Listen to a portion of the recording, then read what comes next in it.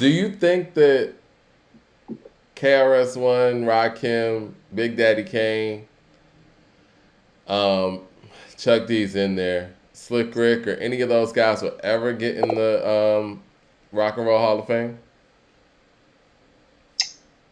I would like to say yes, but I think it's too early to really tell how they're really running this gamut of artists. Because I mean, Mike, essentially, when you look at like a good majority of the first set of inductees from the hip hop genre, well, all these guys are attached to Def Jam. That's interesting. Run DMC, Public Enemy, Beastie Boys, LL Cool J. So four of what? The seven that have gotten in have been tied to the early run of Def Jam. Run DMC technically wasn't signed to Def Jam, but I got you. Yeah, right. Yeah. Two of them are deceased.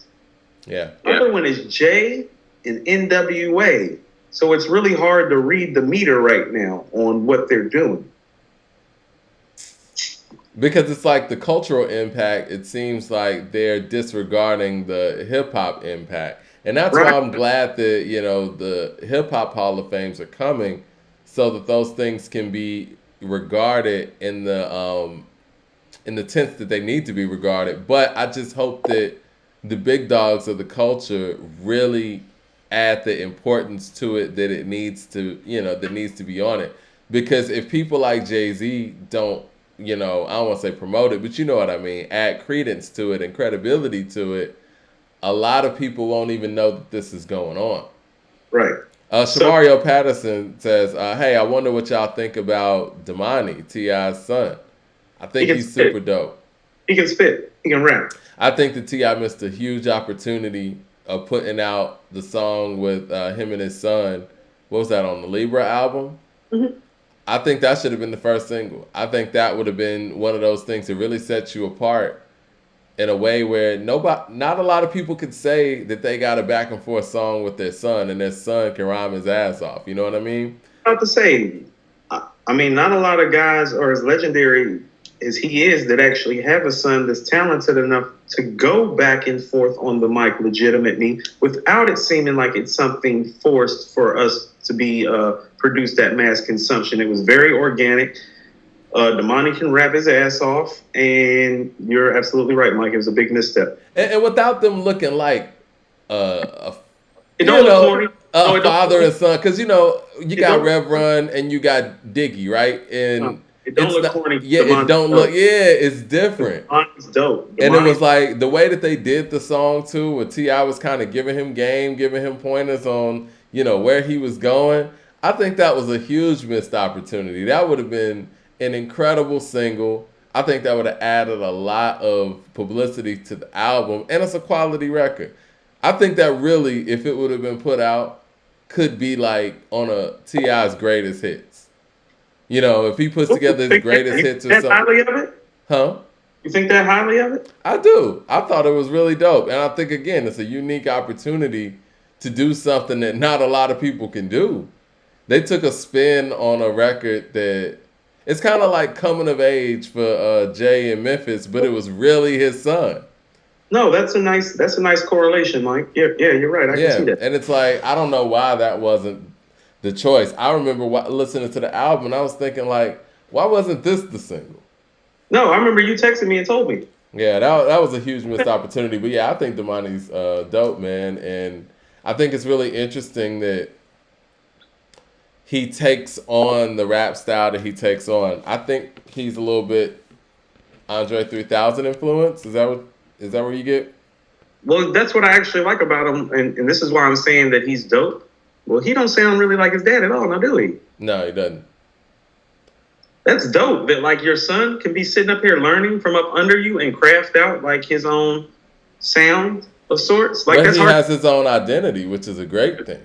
Right. That's what hip hop's about, though, having your own identity. Like I think that's what makes for the best groups, best collectives.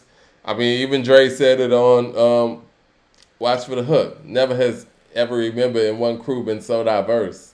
Nobody in the Dungeon family sounds anything alike.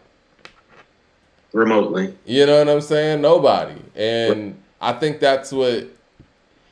Same thing with Wu-Tang. That's None when of it. everybody's comfortable in their own skin. Um, Everybody is the star. yeah.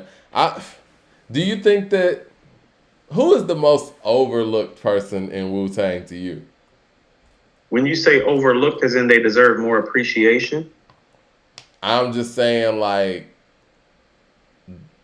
the least notable personality in the group. Oh, it's the Jizza. You think so? I It was gonna is. say Master Killer. No, I'd say the Jizza. Really? Yeah. He's got liquid swords. That's hard to say. I mean, yeah, that's why I'm saying it though. People acting like Liquid Swords ain't like Well, Liquid growing up, there. I always overlooked Swords is Master Killer. there. Okay, so Mike, that's what I mean when it's like, okay, so Master Killer is not necessarily overlooked. He's just rated. He happens to be part of the greatest rhyme collective of MCs ever established. So he's fallen about seventh on the food chain, which is kind of appropriately rating him when you're looking at him. It's not better than Meth. It's not better than Dirty. It's not better than Ray. It's not better than Deck. He's not better than Ghost. He's not better than Jizza. That's 6. That puts him at 7. He's rated. Hmm. People are saying Inspector Deck. I don't think Inspector Deck's overlooked. I think that people properly acknowledge, his huge verses. Now, I will say this about Inspector Deck. He is on their biggest song, him and Ray. So maybe he doesn't get a lot of acknowledgement for that, excuse me. And he is lyrically right there with the top brass of the group, and he doesn't get that acknowledgement. Like, do you think that lyrically Inspector Deck is better than Meth? Lyrically speaking, bar for bar, yes. So if we're talking lyrically in the crew, Jizza and Deck have the sharpest sword lyrically. We're just talking the lyrics, like just straight up and down, bar for bar. Impressiveness, it's Jizza and Deck lyrically that are the most impressive, even past Ray. Poisonous paragraph, smash the phonograph and have it be the Inspector Deck on a warpath. Mike, I was thinking it while you were saying it. Bar for bar, it's Deck and Jizza. Nigga, Mike, go to the same song, but nigga don't get mad. I got mad styles of my own, and it's shown when my hands grip the chrome microphone. Yeah, they're very impressive lyricists. Yeah, bar for bar, the Jizza and Deck are the best lyricists in the Wu. I can't say people are lyrically ahead of Ghost. I just can't say that, but I feel you. Mike, I'm sorry, but it's like, I mean, however you feel about Ghost, here's what I tell you. Lyrically speaking, he doesn't have a verse better than Triumph. He doesn't have a verse better than Cream either, Mike. Not lyrically speaking, Mike. He doesn't. And think about how epic those songs are. So when you're saying that Ghost is better lyrically than Deck, bar for bar, he doesn't have a verse better than Cream. I'm sorry, man. The Impossible verse. No, I said lyrically. I said lyrically better. He has plenty of verses better. He doesn't have a verse lyrically better. Like, people understate that Deck verse. Deck's verse lyrically is better than Ray's verse on Cream. Oh yeah, no, that's a great verse, actually. Oh, that's what I'm saying.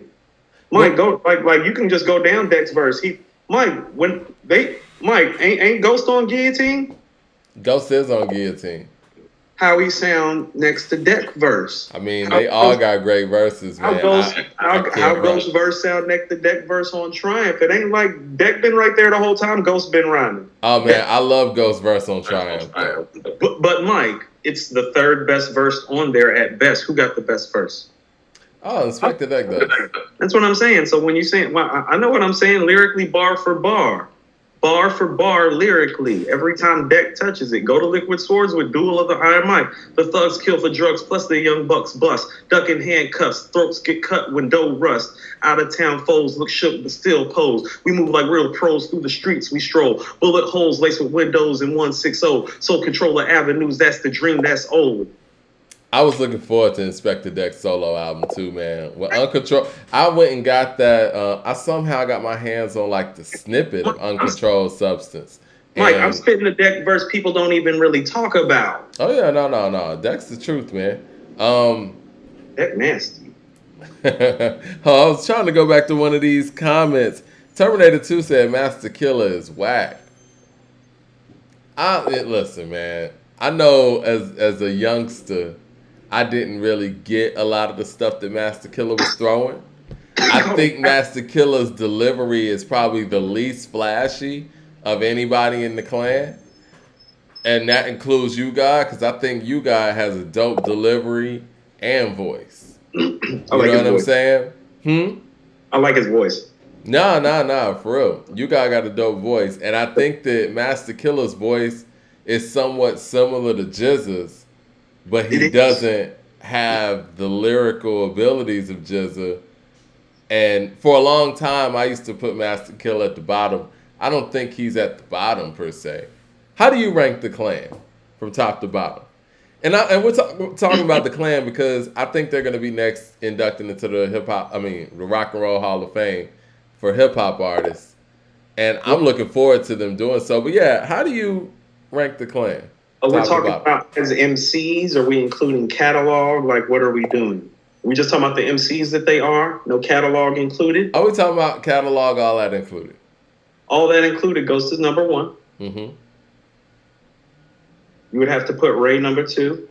Okay. You have to put Meth number three. After that, I would go to Jizza because of Liquid Swords, because even though I want to kind of say dirty, Liquid Swords is just better than Return to the 36 Chambers. And Jizza wrote a lot of Return to the 36 Chambers. Okay. So he would go fourth. I would put Dirty 5, put Deck 6, put RZA 7, Master Killer 8, You God 9. If we including Kappa, I'm probably putting Kappa right ahead of RZA after Deck. Why do you put Deck ahead of RZA? Poisonous Paragraphs. I mean, Smash but the grass. RZA's the producer too. Like, you know what I'm saying? Like, so. I mean, Mike, if we're going to count, that's what I mean. If we're see, that's why I said catalog. That's what I mean. We're talking about them as MCs. Okay, I got Versus you. production isn't really a factor, because if so, he goes all the way up to number one. He goes up to number one. If we're including his production, he goes all the way up to number one. You know? And then everything else. MC, but as an MC, yeah, no, he's no Deck on the mic. Very few guys are Deck on the mic as a lyricist. Mike, but what's that on Moment of Truth? Above the Clouds, Mike. So you think RZA's a better MC than Master Killer, You God, and Kappa? No, I said if we're including Kappa, I would put Kappa behind Deck and ahead of RZA. But I think RZA is a better lyricist and MC, and has just more of a off-kilter, interesting style. You know, like Fourth Chamber, Wu Gambino's. Yeah. Yeah. He can rhyme. Oh, yeah, RZA can rhyme. I think that when you talk about producers in hip-hop, lyrically, he's always been thought of as one of the best until a man named Kanye West came along and really trumped a lot of, I guess, rapper producers, as full artists with his catalog. I think I'm going to say, man, Ghost is number one. You know what? Let me ask you this, because you did, qualify that list. If we just talking about lyrically, top to bottom, who you got? Lyrically? Mm-hmm. Jizza, Deck, Ray, Ghost, Meth. Wow.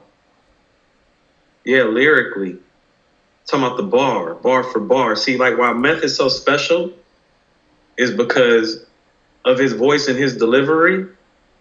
He can put things together and make them sound great that very few people do, and that trumps a lot of stuff. But if we just talking about the bars, like when Has the World Turned, I Spread Like Germ. Burn the globe with the pestilence. The hard-headed never learn. A lot of that being great is about his delivery, his timing. I like his timing. I was just about to say that. Like, The Last Temptation, I'm the son of David Ruffin. Like, right.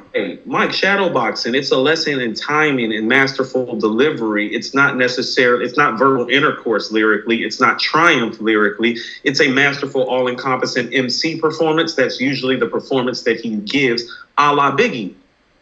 He got a lot of quotables, and I think we were going through that on one episode, maybe last year or something. He had a lot of quotables in the source in the No, '90s, and Biggie didn't really have any quotables in the source, what which I'm was saying, odd.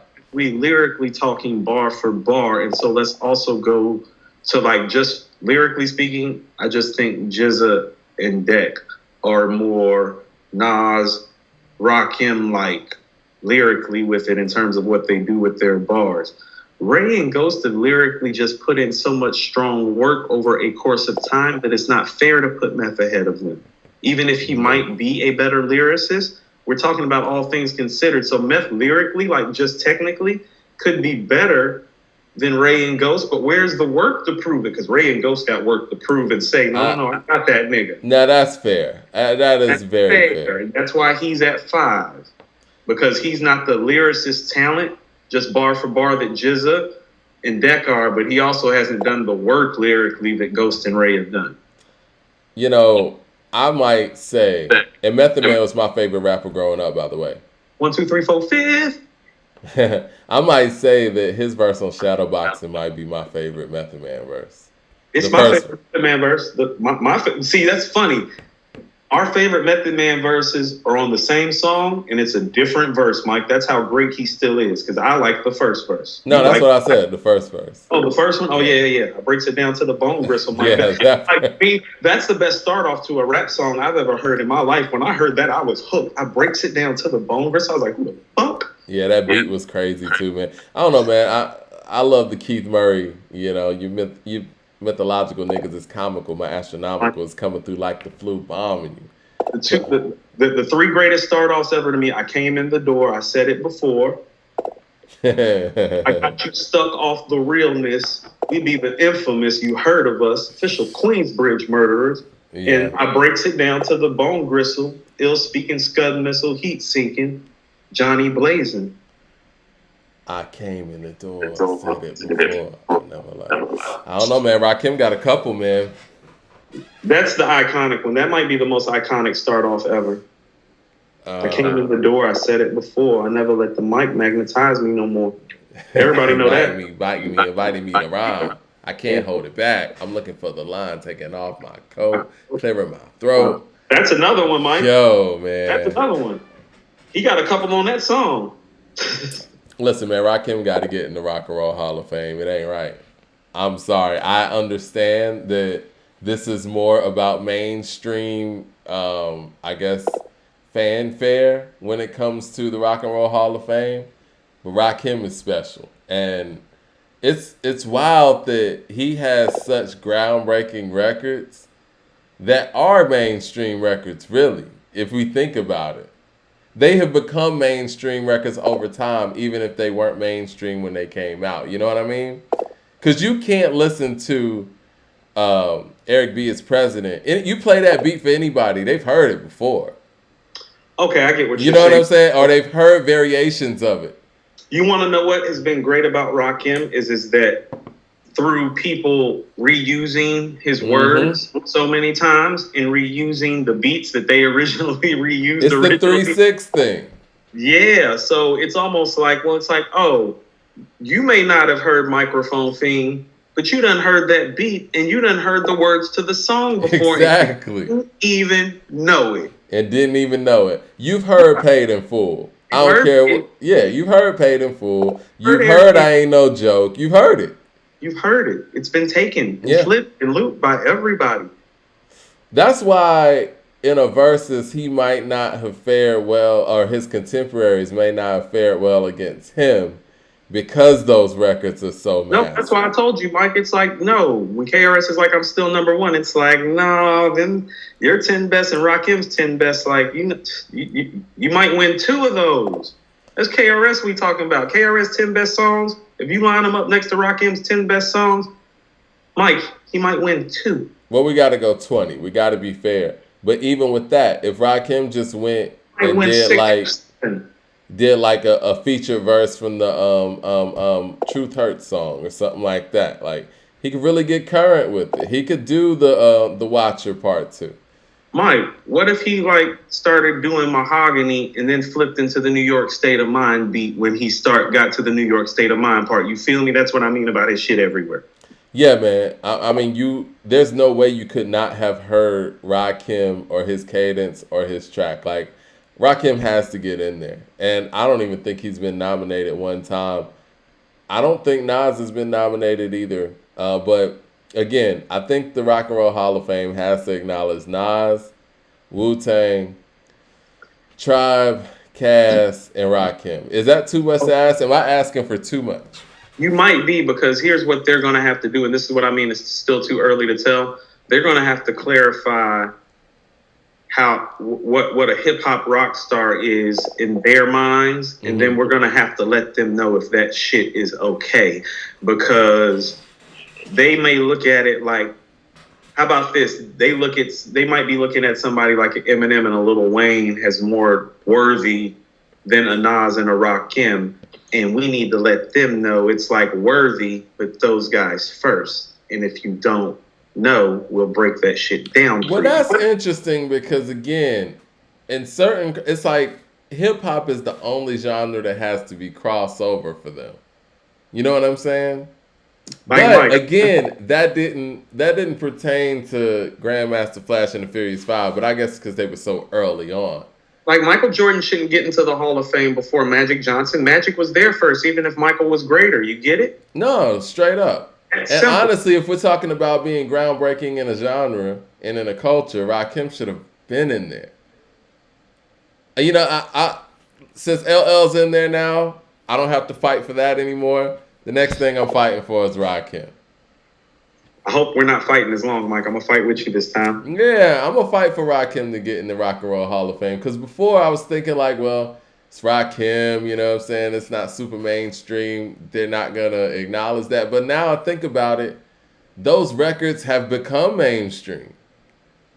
That whole gaudy, jewelry and everything that Rakim did, it is mainstream. Like, you could tell. Like, Dapper Dan. Yeah. Yeah. Now, if somebody want to say the Slick Rick ain't got enough, I get it. But NWA didn't have a lot, and the Sex Pistols had like one album. So, I don't think that is an excuse either. I think Slick Rick should be in there as well. Slick Rick is super influential. Lottie Dottie in the show, Mike. He should get in just off of that. I just hate that it took LL so long to get in, because what that does is sets the precedence of like, we need more time. You know what I'm saying? And that should have never happened. It's kind of saying we only know the people who hit the meter on a mainstream level. That's what I mean. So it's like if you look at somebody like NWA. Right. Well, they got in there about a lot of the controversy that they started. Everybody know who niggas with attitudes are. Everybody don't know who Rakim is. Do you think Snoop Doggy Dogg should be in there or will get in there? Has Snoop been nominated? Snoop precedes Nas and Cass. And Jay. And Jay, obviously. I mean... No, I don't think Snoop's been nominated. Didn't he write The Chronic in Doggy Style? He did. So they got to start working this shit out, man. Yeah, I don't understand why Snoop Doggy Dogg's not in there. Yeah, because Snoop... I mean, if they're going by any box, you're going by a rap box, you're going by a rock star box, you're going by a catalog, epic level mainstream box, Snoop checking those? Yeah, that's another person we got to fight for too, man. Yeah, I mean, how about this? Snoop check more of their boxes than Rakim does. He does. That's what I was about to say. Like, as far as like mainstream success, notoriety, impact, longevity, yeah, Snoop should be in there. And Mike, and here's another thing about Rakim, and here's how important how Rakim is, and people forget this. When Snoop first came out, you want to know what the conversation about Snoop was as an MC? Was that he had the smoothest delivery since who? Slick Rick. Rakim. Rakim? Okay. Conversation. They were like, this is the guy with the smoothest delivery since Rakim came through the door. People in the chat seem to think that Snoop's going to get in. Mr. Buck says Snoop would definitely be in there one day. King Ascend says Snoop will get in. I don't know, man. I don't know. What do you think about Wu-Tang and Snoop at the same time? Because it's the same year. His solo album's 93, and so the Wu-Tang's 93. I'll tell you this. I predict that Eminem will get in there before Snoop Dogg. And that's real. What'd you just say? I predict that Eminem will get in the Rock and Roll Hall of Fame before Snoop Dogg. Mike, we're going to go on a campaign to prevent that from happening before that happens. I think it's going to happen. I think I'll go a step further. I think Eminem will get in the Rock and Roll Hall of Fame before Nas and Snoop Dogg.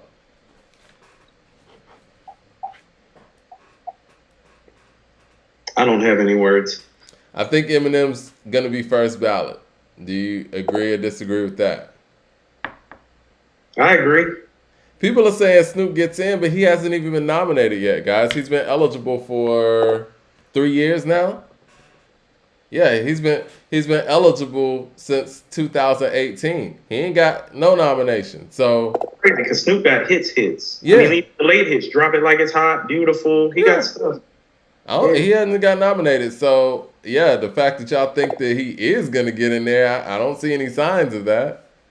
We probably got to fight for that, but yeah. So Mike, I have a quick question for you. Mm-hmm. Since the Hip Hop Hall of Fame is in the process of being erected.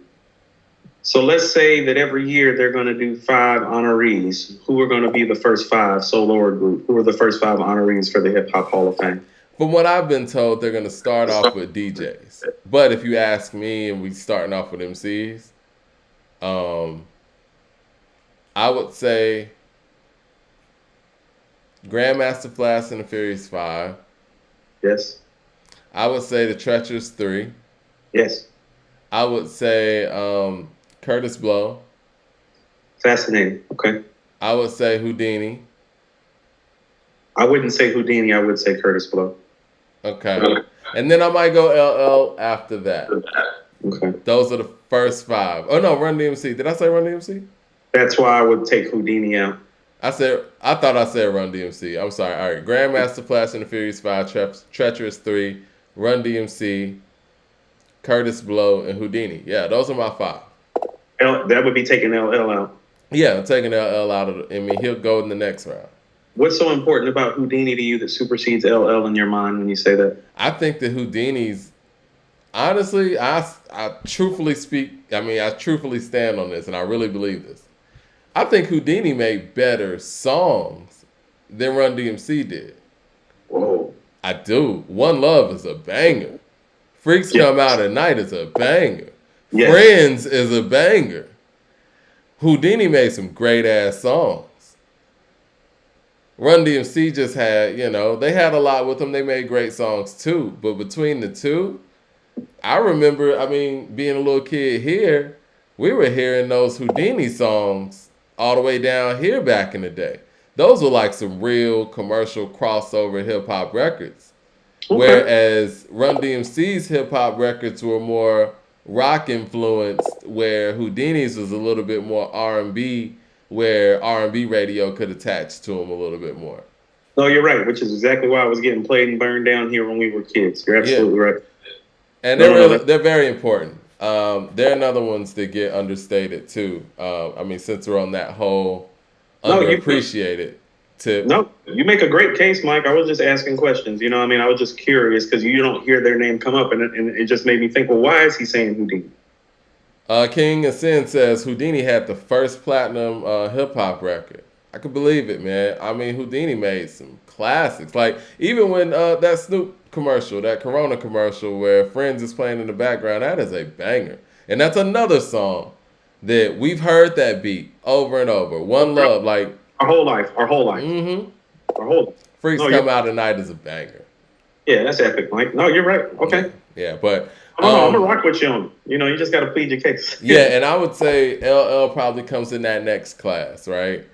Does Kumo D get in twice in the Hip Hop Hall of Fame? I guess so. You would have to as a solo artist. Yeah, and I think maybe that next class would be more of a Dougie Fresh, Slick Rick, LL, Kumo D, Rakim, Karen. I don't know. You're 5, so ain't no fitting all of them. Yeah. Dr. Dre, I guess. Yeah, the World Class Wrecking Crew might not make it. Somebody didn't type that in, did they? No. I was just saying that because that's like Dr. Dre's early stuff. Um, Someone says, Marquis says, Cool Herc, Sugar Hill Gang, Curtis Blow, Run DMC, Public Enemy. I can see Sugar Hill.